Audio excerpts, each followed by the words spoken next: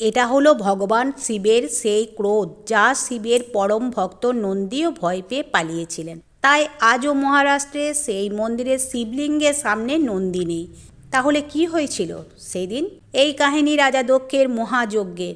দক্ষের প্রিয়কন্যা সতী বিবাহ করেন শ্মশানবাসিনী ছাইভস্য মাখা মহাদেবকে। দক্ষ মহাদেবকে ঘৃণা করত, তাই যজ্ঞে মহাদেবকে নিমন্ত্রণ করেন না। সতী বিনা নিমন্ত্রণে দক্ষের যজ্ঞে উপস্থিত হলে দক্ষ সতীর সামনেই শিবের সম্বন্ধে অপমানজনক খারাপ কথা বলে। সতী স্বামীর নিন্দা সহ্য করতে না পেরে ওই যজ্ঞের আগুনে নিজেকে আহুতি দেন। এই কথা শুনে শিবের দুঃখ প্রলয়ে রূপ নেয়। শিব নিজের একটা জটা ছিঁড়ে মাটিতে আছাড় মারেন। তা থেকেই বীরভদ্রের আবির্ভাব ঘটে।